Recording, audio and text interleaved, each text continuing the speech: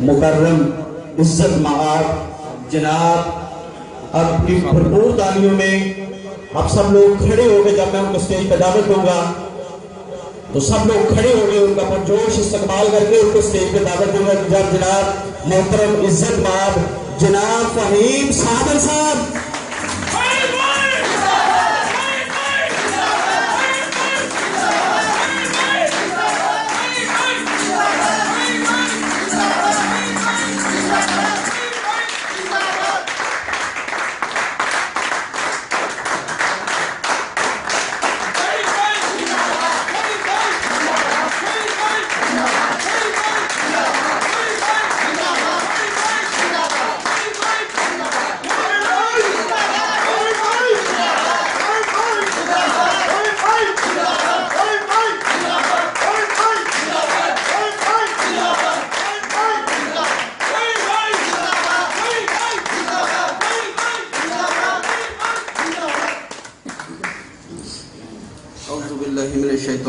बिस्मिल्लाहिर्रहमानिर्रहीम।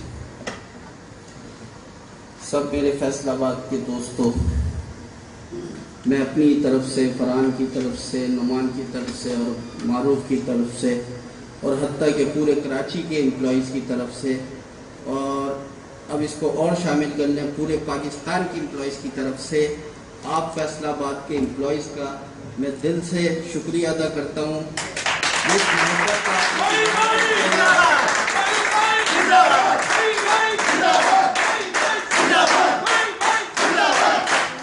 बहुत मिसाली होता है, बहुत शानदार होता है। एक कुदरती मुझे मोहब्बत मिलती है आप लोगों से, नहीं ऐसा एहसास होता है कि शायद मैं अपने ही घर में मौजूद हूँ।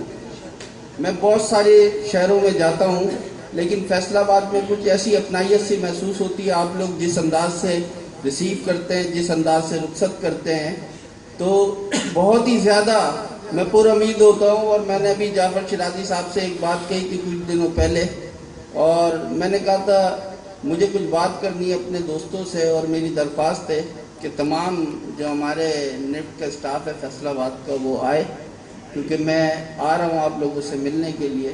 तो यानी मैंने इनको कुछ समझाया नहीं था, कुछ बताया नहीं था, लेकिन जो जो चीज़ें जिस तरीके से मैं चाह रहा था, ये यानी ये फूल, ये दस्तारबंदी, ये मैं इससे नहीं था। मुझे बस एक स्पीकर चाहिए था, एक डाइस चाहिए थी और ऐसा हॉल चाहिए था, बस ये चाह रहा था।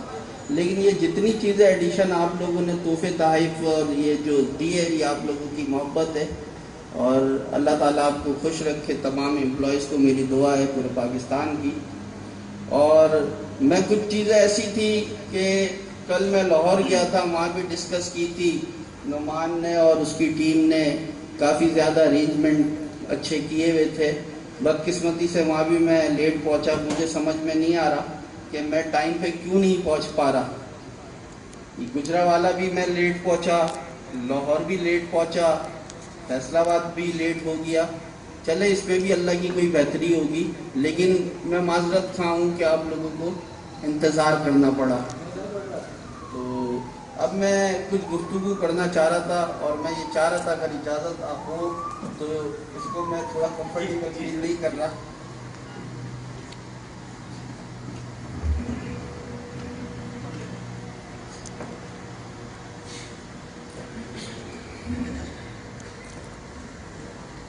जैसा कि आप तमाम दोस्त फैसलाबाद के हों या पूरे पाकिस्तान के हों, तो ये इज़्ज़त फैसलाबाद सेंटर को जारी है कि ये समझिए कि मैं जिस बात का इजहार अभी करना चाह रहा था तमाम निफ्ट एम्प्लॉइज़ पाकिस्तान से, तो ये भी फैसलाबाद को एजाज़ हासिल हो जाएगा कि उनके शहर में मैं खिताब करूँगा। वरना आम तौर पर आपको पता होता है कि मैं एक डेली मोशन या यूट्यूब का सहारा लेता हूँ, लेकिन मेरी ये ख्वाहिश होगी कि अगर ये पूरी वीडियो मेरा दोस्त बना सके, है तो मुश्किल काम, इसके चेहरे से मुझे दिख रहा है। और इस मेरे दोस्त के लिए कुर्सी का इंतजाम करके रखना, ठीक है? हाँ, तो वो शाहरुख जब बनाता था तो उसके लिए 2 चेयर्स होती थी, एक पे बैठता था, एक पे हाथ रखता था। तो चले अल्लाह इसको हिम्मत दे। बस सही है, ज़बरदस्त। और मैं आप लोगों से कुछ गुजारिश ये करना चाह रहा था कि एक बहुत बड़ा चेंज आया है और 2016 के उसमें मैं ज़्यादा मुखातिब नहीं हुआ था पूरे पाकिस्तान के एम्प्लॉयज़ से, दोस्तों से। उसकी रीज़न्स कुछ ये थी कि एक बड़ा चेंज आया था हमारे उसमें, नए CEO आए थे कंपनी में, हैदर अब्दुल वहाब साहब। जाहिर सी बात है उनको भी एक टाइम चाहिए था इस कंपनी के मामलात को देखने के लिए। तो मेरी ये हमेशा कोशिश होती थी कि मैं उनको गैर ज़रूरी तौर पे अपने एम्प्लॉयज़ के मसले मसाइल कम लेके जाऊं, ताकि वो पूरी अपनी लगन के साथ जो वो चीज़ चाहते थे वो करें। और वो अभी भी अल्हम्दुलिल्लाह वो चीज़ें कर रहे हैं और अल्लाह उन्हें कामयाब करे, हमारे कंपनी के CEO को। लेकिन जैसा कि आप जानते हैं कि निफ्ट ने अपना 97 से सफ़र का आगाज़ किया था। ये कंपनी थी, बहुत छोटी कंपनी थी उस वक्त, बहुत कम चेकों से हमने ऑपरेशन कराची से स्टार्ट किया था 97 13 मार्च को। और यानी 1800 या 1200 चेक्स आए थे हबीब बैंक के ट्रांसफ़र डिलीवरी के। और फिर उसी सेंटर के अंदर जब एक ये हिस्ट्री थी तो 2014-15 में 2,87,000 चेक भी उस शहर के अंदर आए थे। तो स्टार्ट कहाँ से होता है और आप जाते कहाँ हो वो देखा जाता है। तो मैं ये बताने का मकसद ये है कि इस 13 मार्च 2017 में निफ्ट को 20 साल मुकम्मल हो जाएंगे। तो इस 20 साल के जो सफ़र में जाहिर सी बात है कंपनी ने भी बहुत उतार चढ़ाव देखे थे और एम्प्लॉयज़ की ज़िंदगियों में भी, उसके मामलात में भी बहुत ज़्यादा अप्स एंड डाउन आए थे। और फिर अल्हम्दुलिल्लाह 2010 के बाद जो एम्प्लॉयज़ पाकिस्तान के 1997 से 2010 तक मसाइल, ये तमाम तक चीज़ें मराइल गुजरते गए। और इस 4 साल के अशरे में 2010 से 2014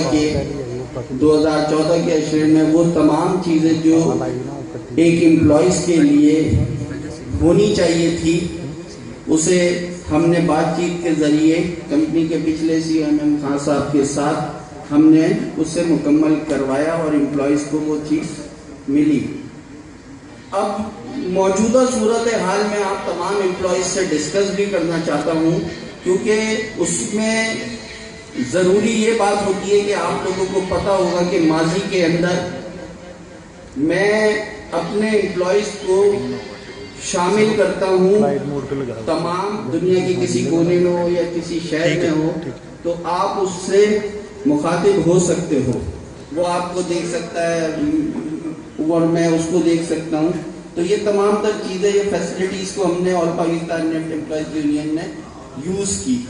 उसी का फ़ायदा उठाते हुए आज भी मैं इस प्लेटफॉर्म को यूज़ कर रहा हूँ, क्योंकि अभी मैंने अपने सफ़र का आगाज़ कोयटा शहर से किया था इस दफ़ा, और अभी मैंने इस्लामाबाद, KPK और ये पूरे सेंटरों में जाना है, एबटाबाद और झेलम वगैरह, फिर सिंध के हैं, फिर मुल्तान वाला रीजन है।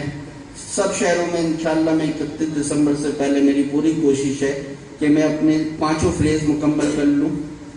जैसे कि कल मैंने झंग जाना है, सरगोदा जाना है, फिर साहिवाल जाना है, तो मैं ये अपना फ्रेज पूरा कर रहा हूँ। लेकिन जाहिर सी बात है वक्त का पता नहीं होता, कोई ऐसी वो चीज़ आ जाए। जो बात मैंने कल लाहौर में एम्प्लॉयज़ के साथ की है, जो बात मैंने कल गुजरावाला में एम्प्लॉयज़ के साथ की है, जो कि आज मैं आपके साथ करना चाहता था, तो वो मैं अब आगाज़ कर रहा हूँ। देखिए, इस कंपनी ने बहुत मिसाली काम किए हैं, लेकिन पिछले 3 साल से कुछ इस कंपनी के जो टेक्नोलॉजी के मसले मसाइल हो गए हैं कि बहुत ज़्यादा आप लोग सुनते होंगे इजी पैसा, मोबी कैश, इस टाइप की प्रोडक्ट्स आ गई है। तो बात समझने की ये है कि यकीनन निफ्ट मैनेजमेंट हमसे ज़्यादा बखूबी उस चीज़ से आगा है कि हमारे जो चेक्स का जो एक वॉल्यूम हुआ करता है वो ड्रॉप हो रहा है। वो रीजंस क्या है? रीजंस यही है कि टेक्नोलॉजी चेंज हो रही है और ये वो, और हमारी मैनेजमेंट या जो पिछली मैनेजमेंट थी वो काफ़ी फोकस है इस चीज़ के ऊपर कि हम भी क्लियरिंग का स्टाइल चेंज करें, उसके प्रोसेस का स्टाइल चेंज करें, उसको फॉर्म में लेने में, मतलब ये कि इलेक्ट्रॉनिक क्लियरिंग उसको नाम दे दी जाए। अब उसका प्रोसेस कैसा होगा, जब वो जाहिर सी बात है प्रैक्टिकली होगा तभी हम उस पर बात कर सकते हैं। बट ये कि कोशिश हो रही है, लेकिन मैं बड़ा मायूस हूँ उनकी कोशिश से, और मैं मायूस के साथ साथ दुआ गो भी हूँ कि अल्लाह ताला हैदर अब्दुल वहाब साहब को और शेख जमूल हक साहब को इस प्रोसेस की उसमें कामयाबी अता करे, ताकि हम भी अपने आप को ये कहें कि हम भी मॉडर्नाइजेशन की तरफ चले गए हैं। क्योंकि गुज़िश्ता, अगर मैं आप लोगों से मुखातिब हूँ तो ये मैं कहूँ कि 2008 से लेके 2016 में आप लोग अल्हम्दुलिल्लाह काम करते हो। क्या आपको लगा है कि क्लियरिंग में कोई नई इन्वेंशन हुई हो उसके प्रोसेस में? बिल्कुल एज इट इज वैसे ही काम हो रहा है जो 2008 से था। लेकिन अगर मैं आपसे ये कहूँ कि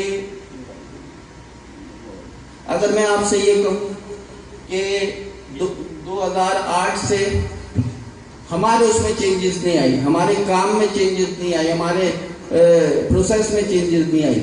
लेकिन अगर मैं यही बात आपको इस तरह कहूँ कि 2008 के बाद से लेके 2016 तक इसमें कितनी चेंजेस आ गई है, तो यकीनन आप कहेंगे कि बहुत आ गई है। ये एक ऐसा सेट है, अब इसके ऊपर भी पैसे ट्रांसफर हो जाते हैं, इससे ही डिपॉजिट भी हो जाते हैं, इससे पेमेंट यूटिलिटी बिल्स की भी हो जाती है। तो मतलब आप लोगों को कहने का और समझाने का ये है कि यकीनन टेक्नोलॉजी बहुत तेजी से दौड़ रही है और वो बहुत ज़्यादा मॉडर्नाइज हो रही है, लेकिन हमारी रफ्तार जो है वो बहुत स्लो है, इसे तेज करनी है। मैं पिछले 3 साल से, आप लोग जानते होंगे कि मैं सबसे ज़्यादा फोकस हो रहा था कि 2014 में इलेक्ट्रॉनिक क्लियरिंग हो जाएगी, 13 में हो जाएगी। लेकिन आप लोगों को याद होगा भी 2014 में लाहौर के अंदर एक सेशन हुआ था, उसमें पिछले सीईओ भी थे, जनरल मैनेजर ऑपरेशन भी थे और रीजन के मैनेजर्स भी थे होटल क्राउन प्लाजा में, और उनको प्रेजेंटेशन दी गई थी। उस 2 साल के बाद भी नई क्या चीज हुई, तो मैं अब तशवीश का इजहार कर रहा हूं, ये मेरा हक है। अब मैं अगर ये बात कह रहा हूं तो कोई अगर मुझसे पूछे या मुझे ये कहे कि आप होते कौन हो पूछने वाले, तो इसका मकसद ये है कि अब वो काम कर नहीं पा रहे। मिसाल के तौर पे अभी चंद दिनों पहले फरहान और जावेद गए थे जनरल मैनेजर के पास, उन्होंने पूछा सर आप बताइए कि वो सफ़र जो आगाज़ किया वो कहाँ तक पहुँचा।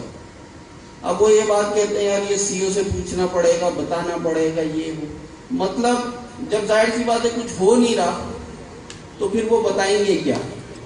यही सवाल मैंने सीईओ साहब से भी किया था कि सर बहुत सारी मीटिंग्स होती हैं, ताहिर महमूद आलम साहब कराची आ रहे हैं, मथर अब्दुल्ला साहब आ रहे हैं, और एक वो हो रही है कि क्लियरिंग की कमेटी बनी है, तो थोड़ा सा मुझे भी आप बताएं ताकि मैं एम्प्लॉइज तक बात पहुंचाऊं। और ये अच्छा अमल है कि जो आपकी टीम हो उसको पता होना चाहिए कि हम क्या कर रहे हैं, हम कहाँ खड़े हैं और हमने क्या करना है। तो उन्होंने भी मुझसे ये कहा कि नहीं यार बिल्कुल ये आपकी बात सही है कि पता होना चाहिए, लेकिन आप यकीन कीजिए कि ऐसी जब कोई मेजर डेवलपमेंट होगी तो यकीनन आपको हम बताएंगे भी, और उसका आपको कॉन्फिडेंस में भी लेंगे और आपको बताएंगे, क्योंकि आप ही लोगों ने इस चीज़ को करना है। तो अभी तो कुछ हो नहीं रहा। तो ये थी वो बात जो कि रुकी हुई बात है। अब मैं अपने अंदाज को चेंज करूंगा, अपने खिताब को चेंज करूंगा। अब मैं थोड़ा सा फ्यूचर पे नजर डालूंगा और आप लोगों की नजर डलवाऊंगा कि आप सोचें। अब आपके सोचने का अमल शुरू होगा, सुनने का अमल खत्म हो गया। अब जो मेरी स्पीच को सुन रहा है जब ये अपलोड हो जाएगी तो वो सोचे। अब आपने सोचना है, और मैं इतने सिंपल तरीके से आप लोगों को समझाने की कोशिश करूंगा, और कोशिश करूंगा, अल्लाह ताला से मुझे उम्मीद है कि आप लोगों को समझ में आ जाएगी इंशाल्लाह। क्योंकि मैं ज्यादा कॉस्मेटिक बातें नहीं करूंगा, बिल्कुल आपको आसान अल्फाजों में समझाऊंगा, पूरा पाकिस्तान इसको सोचे। अब अगर मैं आपसे ये कहूं, मेरे मुंह में खाक, मेरे मुंह में खाक, अगर मैं आपसे ये कहूं कि 2 साल में नेट खत्म हो जाएगा काम के लिहाज से, तो आप लोग की क्या कैफियत होगी? मतलब आप फारिग, तो क्या कैफियत होगी? अब अगर मिसाल के तौर पे मैं ये कह रहा हूं कि 2 साल के बाद कंपनी बंद हो जाएगी, मैंने इब्तिदा में ही कह दिया मेरे मुंह में खाक, और उससे इब्तिदा में मैंने कह दिया कि अल्लाह ताला इनको कामयाब करे। वो कामयाब होंगे, हम कामयाब होंगे। निफ्ट अगर कामयाब होगी, वो हमारी कामयाबी, आपकी कामयाबी होगी। आप इस चीज को अंदाजा लगाइए कि आप लोग जब काम कर रहे होते हैं कि पेपर क्लियरिंग का कॉन्सेप्ट अब बहुत कम होता जा रहा है। देखें, इस वक्त जो सूरत हाल है मैं उसको डिस्कस करूंगा। मालूम मेरा एनवलप दे दीजिएगा जो वो लाए थे ना। मैं अब आप लोगों से वो चीज डिस्कस करूंगा जो मौजूदा सूरत हाल है, और आने वाली सूरत हाल क्या हो सकती है उसको मैं आप लोगों को बताऊंगा।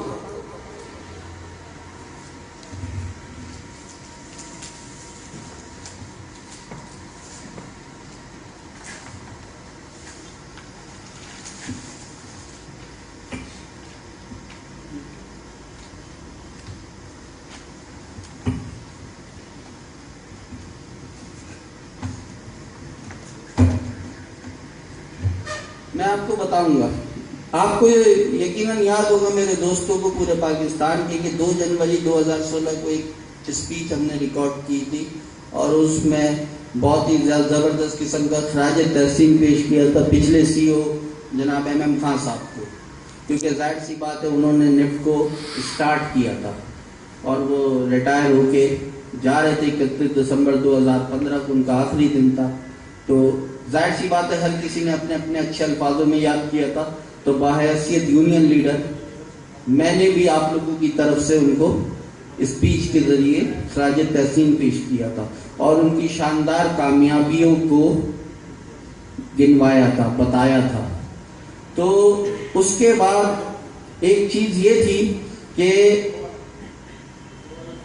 इस कंपनी ने 97 से लेके 2015 तक इसका रेवेन्यू हो, इसका प्रॉफिट हो, इसके काम हो, कभी भी डाउनफॉल नहीं था।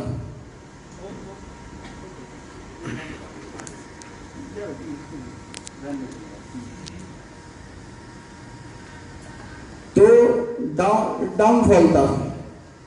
इस साल 2016 में हमारी कंपनी का रेवेन्यू भी गिरा, प्रॉफिट भी कम हुआ।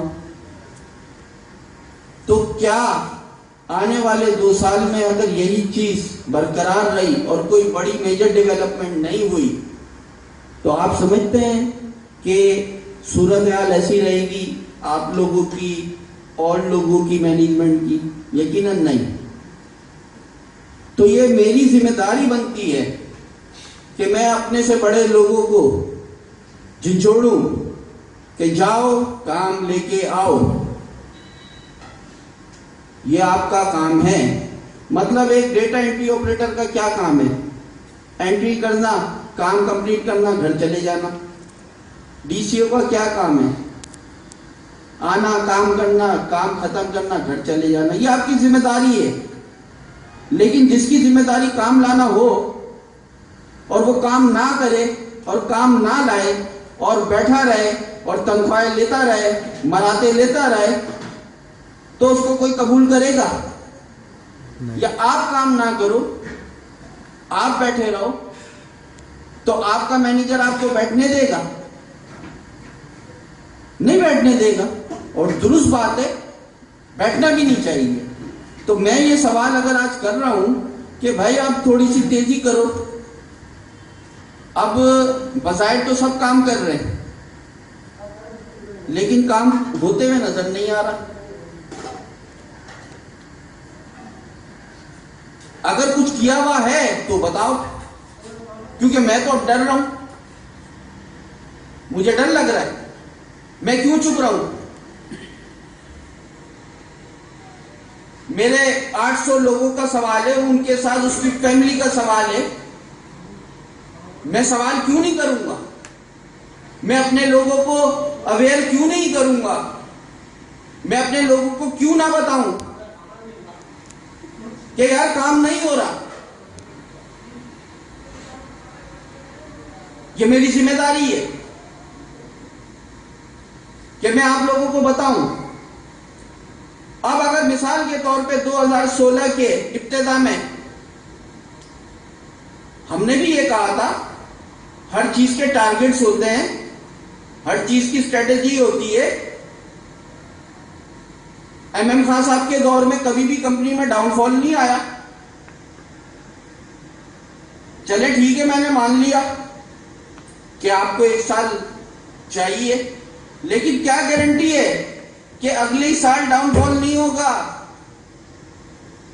2061 मिलियन पे खान साहब छोड़ के गए थे रेवेन्यू को, अब आपके दौर में 1738 मिलियन पे आ गया।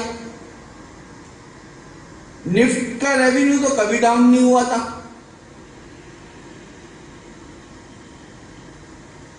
क्यों आ गया 1738 मिलियन पे? रीजन ढूंढी आपने?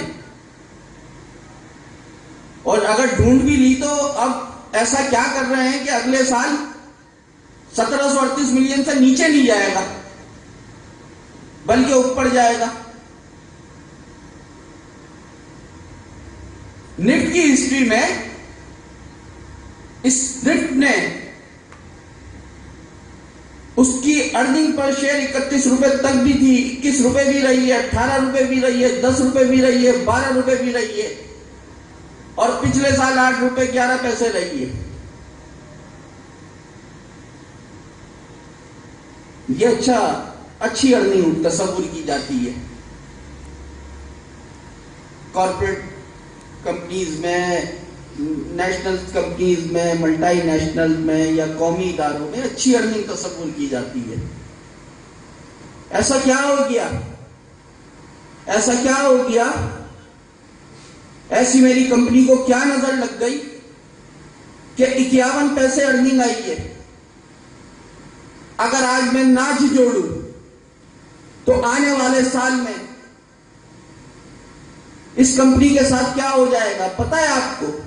यह खसारे में चली जाएगी।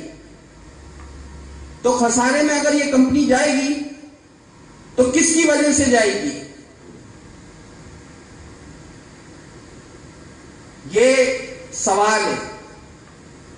तो वो जो बैठे हुए लोग हैं ना, जो काम नहीं कर रहे, जिनका काम है काम करना, मैंने 2 जनवरी को कह दिया था कि ये हीले बहाने तलाश करेंगे। ये कहेंगे कि यूनियन की वजह से, एम्प्लॉयज की वजह से जो इतनी सारी चीजें हैं इस वजह से खसारे में चली गई। तो इस साल के सीओडी में तो मैंने कुछ लिया ही नहीं है अदर अब्दुल वहाब से।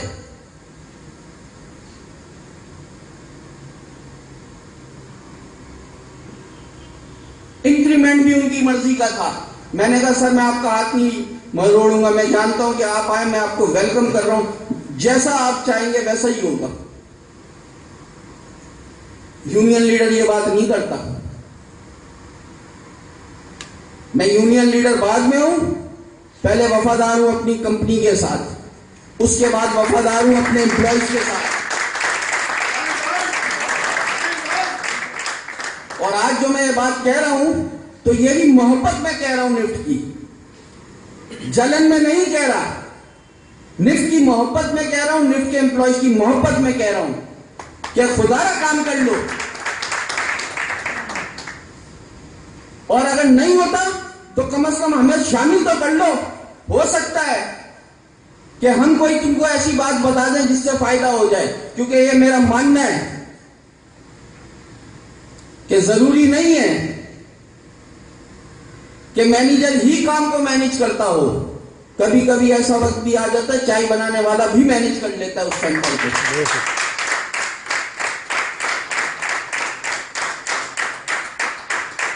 ये बात समझने की है कि मैं अगर आज आप लोगों से मुखातिब हूं या आज लोगों की तवज्जो जो दिला रहा हूं वो इसी तरफ दिला रहा हूं। सपोज करो इस बात को मैं इस तरह कह दूं, 2 साल में आपकी नौकरी गई, तो आप मुझे मारोगे नहीं? क्या बकवास कर रहा है?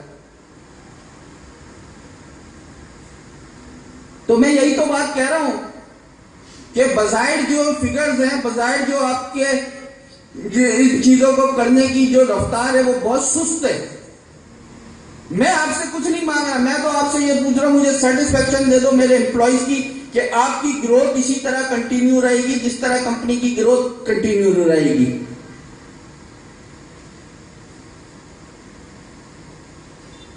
तो ये सूरत हाल इस वक्त बहुत खराब है,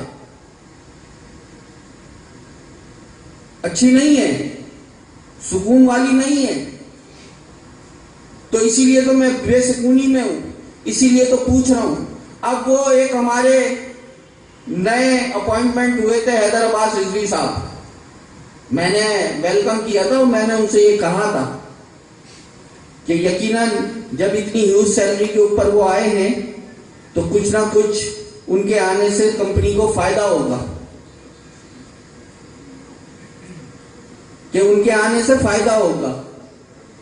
जाहिर है वो भी अभी उनको भी 5 माह हुए 6 माह हुए हैं, तो उनसे भी इतनी हम तवक्को नहीं कर सकते। लेकिन क्या गारंटी है कि आने वाले साल में उनकी अपॉइंटमेंट कंपनी के रेवेन्यू को, एडमिनिस्ट्रेटिव एक्सपेंस को कंट्रोल कर लेगी? ये तो आने वाले साल में उनकी परफॉर्मेंस यानी जज की जाएगी। बहुत सारे एचओडी बन गए और एचओडी भी ऐसे कि ईमेल के एचओडी, कभी कंप्लायंस मैनेजर बन जाते हैं, कभी प्रोजेक्ट मैनेजर बन जाते हैं, कभी ऑपरेशन मैनेजर बन जाते हैं, कभी हेड ऑफ रिस्क बन जाते हैं। अब एक असामी खाली है गवर्नर सिंध की, उसमें भी एप्लीकेशन लगा दे। मैं बात कर रहा हूं सैयद मज़ाहिर अलमी की। अब वो कह रहे हम रीस्ट्रक्चरिंग कर रहे थे, तो इतना छुप के क्यों कर रहे थे? कभी कोई काम तुमने अकेले किया है? तुमसे हो भी नहीं सकता, तुम इस काबिल भी नहीं हो कि अकेले कर सको।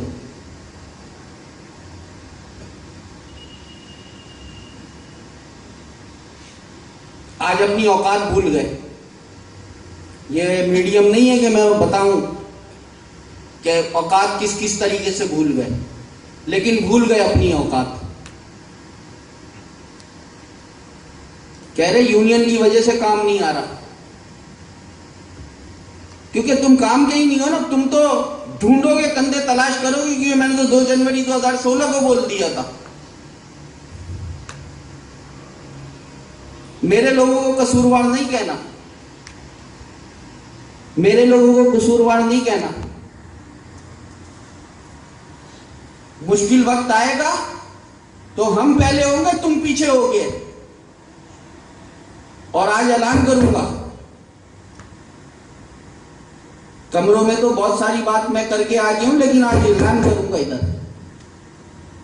सिर्फ फैसलाबाद में खड़ा हूं।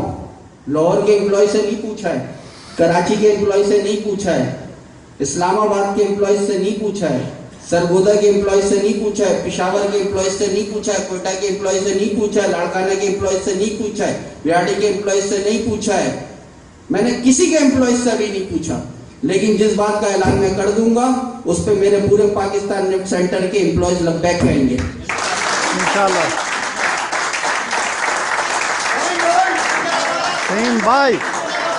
भाई अब वो मैं क्या ऐलान करूंगा, थोड़ा सा करता हूं। कम ज़र्फ ही रहेगा, और आला ज़र्फ ही रहेगा। बेशक। अभी चंद हफ्ते पहले मुझे एक गाड़ी दी गई है, तो गाड़ी को मैं एक्सप्लेन करूंगा अपने पूरे पाकिस्तान के एम्प्लॉयज को, क्योंकि ये सारे ऐसे लोग हैं, अल्लाह इनकी नजरों से भी मुझे महफूज रखे और उनकी हसद से भी महफूज रखे। आमीन आमीन। ये गाड़ी जो मिल गई है कोई कमाल नहीं है। होंडा सिविक VTI ओरियल 1.8 ये मुझे मिल गई है, कमाल नहीं है मेरे लिए, ये मेरे लिए इनाम नहीं है, मुझे नुकसान हो गया है। जलो मत, हसद मत करो। फ़हीम साबिर को जाती हैसियत में नुकसान हुआ है और फ़हीम साबिर ने अपने एम्प्लॉयज की मोहब्बत में इस नुकसान को दिल से कबूल किया है। कैसे? मुझे कार के पैसे मिला करते थे माहाना 45,000 रुपए, तो छोटी रकम नहीं होती है या छोटी रकम होती है।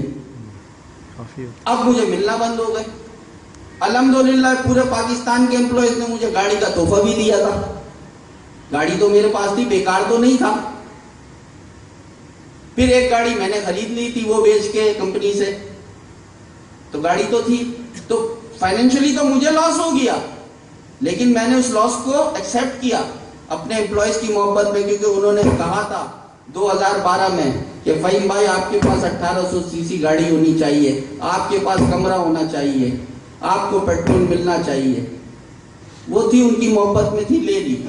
और कंपनी ने कोई 30 लाख रुपए की गाड़ी उठा के मुझे ऐसे ही नहीं दे दी। कंपनी ने बैंक से लीज करा के दी है, और लीज का मकसद आप लोग समझते होंगे कि माहाना किस्तवार पैसे अदा करना। जो पैसे मुझे मिला करते थे वही पैसे उठा के उसको दे रहे। ये तो कंपनी को फायदा हो गया, मुझे फायदा नहीं हुआ कि उसका एसेट बन जाएगा। नंबर 1 बात। अब दूसरी बात, मैं जब गाड़ी का मौका आ रहा था, मेरे लोग मुझे जानते हैं, मेरे जो बहुत करीबी हैं, चाहे फरहान हो चाहे जावेद हो, ये बहुत अच्छी तरीके से मुझे जानते हैं कि ये एंड टाइम पे गंद कर देता है। लेकिन इस दफा मैंने की नहीं, क्योंकि मैं पूरे मूड में था गाड़ी ना लेने के। लेकिन अपने एम्प्लॉयज की मोहब्बत में AWT प्लाजा में लाके खड़ी करनी भी मेरे पे लाजिम था। कंपनी की इतनी बुरी हालात है, मैं सोच रहा था, मैं अंदर ही अंदर कुड़ रहा हूं। ये भी जो लाहौर में तमाशा लगाया था और कराची में कल तमाशा लगाया है ना, 51 पैसे अर्निंग वाली कंपनी के ये चोचले नहीं होते। और अगर तुमने लाहौर में सेशन कर दिया है, 18 लाख रुपए खर्च कर दिए एक अंदाजे के मुताबिक, तो मुझे बताओ इस सेशन से कमाओगे कितने? 18 लाख रुपए किसी पे इन्वेस्टमेंट करे तो जाहिर सी बात है, इन्वेस्टमेंट का तो उसूल ये है ना कि इन्वेस्टमेंट वहां की जाती है जहां से किसी चीज का फायदा हो। और अगर अगले साल 51 पैसे की जगह ये माइनस में चली गई अर्निंग, तो ये फायदा है? ये तो नुकसान है ना। मैं क्या खालिद को नहीं जानता, मैं इरफान हुसैन को नहीं जानता, मैं रजा मुजाहिद को नहीं जानता, मैं क्या ताहिर महमूद आलम को नहीं जानता, मैं सब मैनेजरों को जानता हूं। और मैं ये चैलेंज दे रहा हूं, इनको 1 महीने घर बिठा दो सब मैनेजरों को, काम वैसे ही हो रहा होगा जो इनकी मौजूदगी में हो रहा होगा इंशाअल्लाह। लेकिन इसका हरगिज़ ये मतलब नहीं है मेरी इस बात का कि ये काम के नहीं है।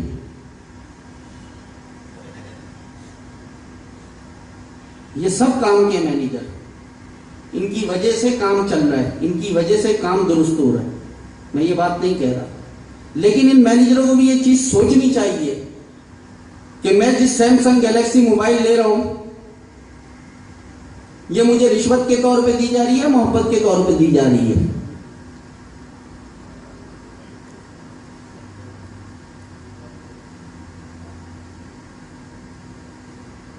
पता नहीं कितनों ने सोचा, कितनों ने नहीं सोचा, क्योंकि वो भी सोच रहे थे अब तक कहीं बोल क्यों नहीं रहा।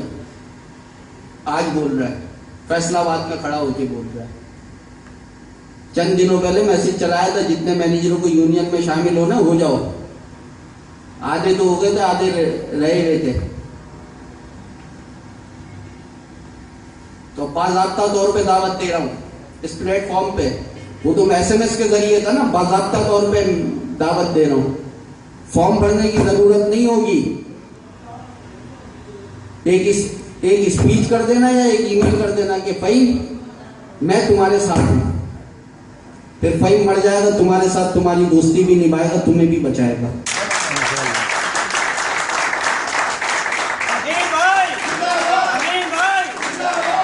अगर आज इस ऐलान के बाद भी मैनेजर मुझे ईमेल करके नहीं कहते कि फ़हीम हम तुम्हारे साथ हैं, तो फ़हीम है कौन? फ़हीम निफ्ट को कायम करने की गारंटी है, फ़हीम निफ्ट को ऊपर लेके जाने की गारंटी है, फ़हीम निफ्ट के एम्प्लॉइज की माशी तहफ़्फ़ुज़ की गारंटी है। तो इसमें नेगेटिव कहाँ आ गई? किसी को क्यों उलझन हो रही है, किसी को क्यों परेशानी हो रही है इस बात से? वो मज़ाहिर भी 1500 मिलियन का प्रोजेक्ट है। एक अंदाजे के मुताबिक पंजाब बोर्ड ऑफ रेवेन्यू का निफ्ट की हिस्ट्री में इतना बड़ा प्रोजेक्ट नहीं आया। कभी लाहौर होता था, कभी इस्लामाबाद होता था, काम किस तरह होता था पूछता तक नहीं था। मैं भी बोलता था चल यार शरीफ आदमी है, चलने दे। अब हेड बन गए। जमील साहब, उनकी मुझे समझ में नहीं आती है। मियां बहुत काम करना है, बहुत काम करना है, बहुत काम करना है। कब करोगे? तुर्की में जाके करोगे, मलेशिया में जाके करोगे?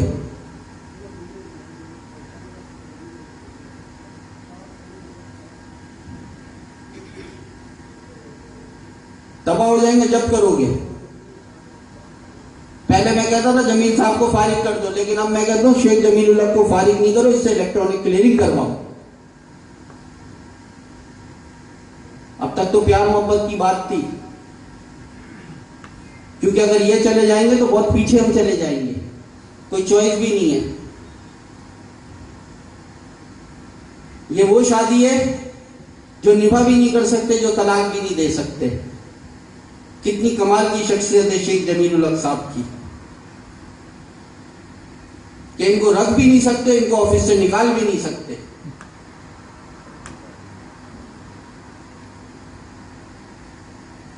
ये मुश्किल सूरत हाल है हमारे लिए। तो मैंने कहा अब निकालेंगे नहीं, इनसे काम करवाएंगे। बातों में तो बहुत काम हो गए, मेरा ये मुकम्मल हो जाए 2017 से सब काम करेंगे, और जो काम नहीं करेगा वो घर जाएगा।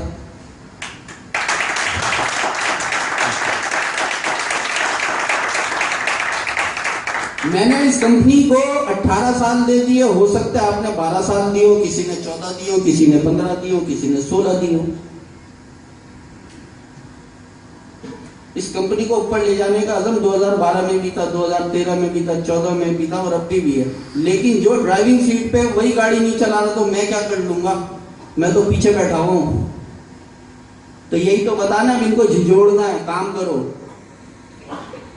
तकरीरें नहीं करो, मीटिंगें नहीं करो, काम करो। और ये चीज मैंने बोर्ड को भी बता दी है। ये समझ रहे थे ना कि हम यूनियन पे डाल देंगे। यूनियन इज्जत रखती थी, इज्जत देती थी, और तुम यूनियन की इज्जत से खेलोगे,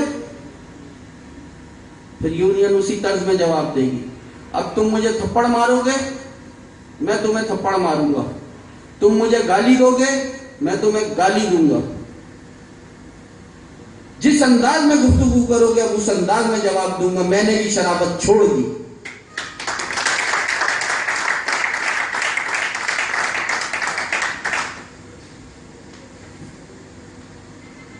जब गाड़ी ले रहा था तो मैं सोच रहा था यार करूं तो क्या करूं। आज दे दिया आप लोगों ने प्लेटफॉर्म। कंपनी मुश्किल हाल में है, उस पर मुश्किलात है। सबसे पहले फ़हीम साबिर, फिर उसके बाद जावेद अहमद, फरहान अहमद, नौमान अहमद, साकिब अनीस, मोहम्मद मारूफ और जितने लोग हैं, यूनियन की ओहदेदारों की बात कर रहा हूं, फिर यूनियन के एम्प्लॉयज की बात कर रहा हूं। हम सबसे पहले अपनी मराद भी वापस कर रहे हैं, अपनी गाड़ी भी वापस कर रहे हैं, अपना पेट्रोल भी वापस कर रहे हैं, जो जो मराद हमसे दी गई है वो भी वापस करते हैं। जमीलुल हक भी वापस करेगा, तालिब मलबूब भी वापस करेगा, ज़ाहिर अलवी भी करेगा, ताहिर महमूद आलम भी करेगा, जिसको जो मराद कंपनी रहेगी फिर ले लेंगे, कंपनी रहेगी फिर ले लेंगे, लेकिन मेरे घर के कराची के 30 लोगों को निकालने की जो तुमने बात की है उसको मैं पूरी नहीं होने दूंगा। तुम कुर्बानी दोगे, उनके घर का चूल्हा नहीं बुझेगा। जिंदाबाद, जिंदाबाद। और मैं ये बात कह रहा हूं, तुम मुझे बेवकूफ समझते थे, मैंने जनवरी में कह दिया था कि ये हाल बुरा होगा। मैं फाइनेंस का आदमी नहीं हूं, लेकिन मैं समझ रखता हूं। मैंने कह दिया था पूरा नहीं करोगे, आज मैं ये कह रहा हूं अगर इसी रविश पे चलोगे तो कंपनी खसारे में तो जाएगी जाएगी। मालकान कहेंगे कंपनी बंद कर दो, जाओ भाई हम तुम्हें नहीं जानते। तो खुदारा खौफ करो। वो एमएन खान जो साल ब साल रेवेन्यू लाता था अपनी जेब से, वो इस्लामाबाद में अपने घर भाई के घर रुकता था। मैं भी सोच रहा था यार मैं क्यों अपना ट्रिप करूं, नहीं करूंगा, लेकिन ये जो लाहौर में इन लोगों ने तमाशा लगाया उसके बाद मैंने भी बोला कि यार मैं भी करूंगा।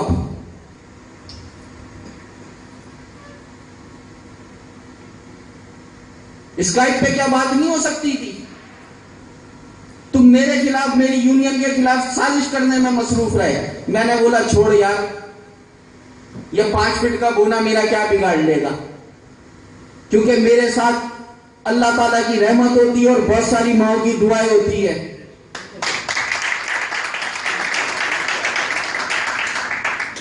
जो उसका अशर जुमेरात को ऑफिस में किया AWT प्लाजा में, अगर उसकी जगह मैं होता, मुझ में गैरत होती, इज्जत होती, तो मैं जुम्मे को ऑफिस नहीं आता।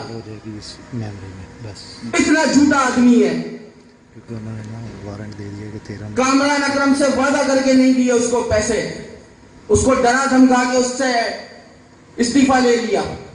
ये समझ रहा है कि ये छुरी चलाएगा और सबकी गर्दनें उड़ा देगा। यूनियन खत्म करने आया है, यूनियन के एम्प्लॉयज खत्म करने आया है तू। और अगर नहीं आया इस स्पीच को सुनने के बाद तेरे में गैरत हो तो ऐलान करना और लिख के देना कि हम निफ्ट के एम्प्लॉयज को नहीं निकालेंगे, हम खुद निकल जाएंगे।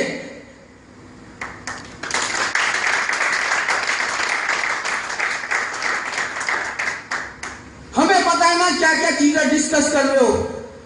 डिग्रियां क्यों चेक कराई, क्यों करा रहे हो? निफ्ट के पैसों को क्यों आग लगा रहे हो भाई?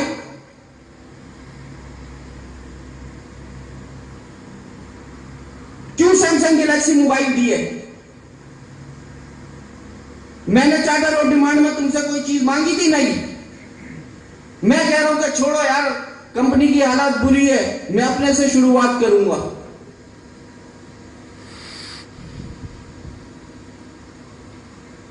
तो मैं हैदर अब्बास साहब से मैं मुतालबा कर रहा हूं, अगर हैदर अब्बास रिजवी आप समझते हो इस कंपनी के लिए बहुत मुनाफा लाएगा, इस कंपनी को बहुत उरूज तक पहुंचा देगा, तो मैं दिल से वेलकम करता हूं और झुक के सलाम करूंगा उसको। लेकिन अगर उसने मेरे एम्प्लॉयज के फ्यूचर से खेला और कंपनी को तबाही की तरफ ले गया, तो फिर मेरे से बुरा भी कोई नहीं होगा उसके लिए।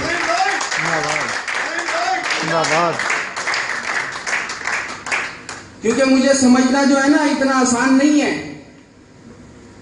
मैंने आपको बहुत टाइम दिया, अब आपको भी ये सोचना है कि आप कंपनी चला सकते हो कि नहीं चला सकते। चला सकते हैं, जो सपोर्ट चाहिए तो ठीक है, लेकिन जो आपने इर्द गिर्द अपने मैनेजर खड़े किए हुए हैं उनके बस की बात नहीं है। आप ही को कुछ करना पड़ेगा और मैं दुआ करूं कि आप कर लेंगे। लेकिन अब एम्प्लॉइज बेवकूफ नहीं बनेगा। इख्तियार आपके पास है, इख्तियार मेरे पास नहीं है। कंपनी मैंने भी बनाई थी, MM खान ने भी बनाई थी, फैसलाबाद के मैनेजर ने भी बनाई थी, लाहौर के मैनेजर ने भी बनाई थी, हर एक शख्स ने इस कंपनी को बनाया था। अब इख्तियार आपके पास है इस कंपनी को ऊपर ले जाने के लिए। अगर आपसे नहीं हो रहा तो आप हमें बताएं कि यार ये मुश्किलात है, हमसे झूठ मत बोले।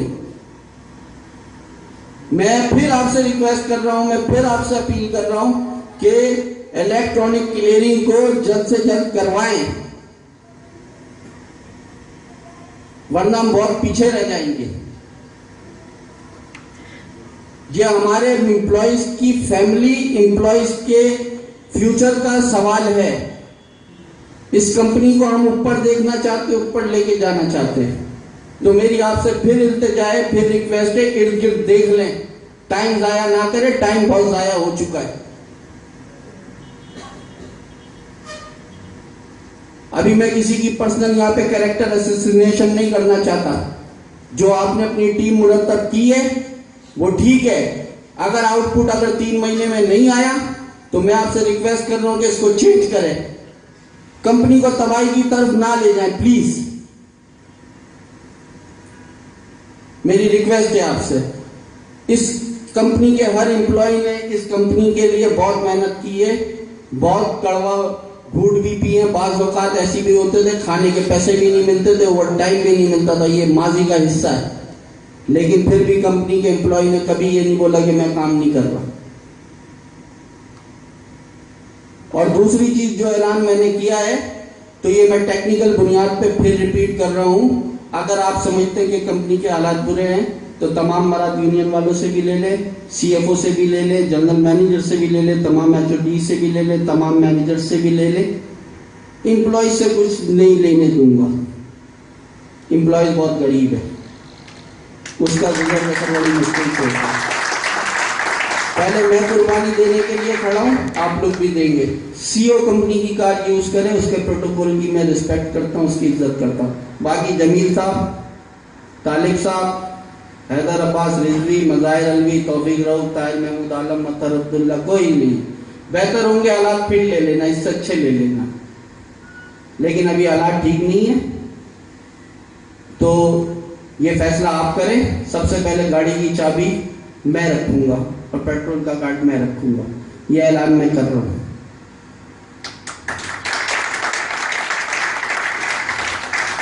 और काम लेके हम कंपनी को तरक्की दें।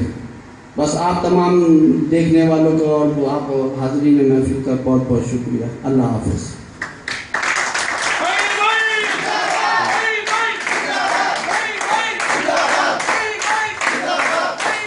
जिंदाबाद, जिंदाबाद।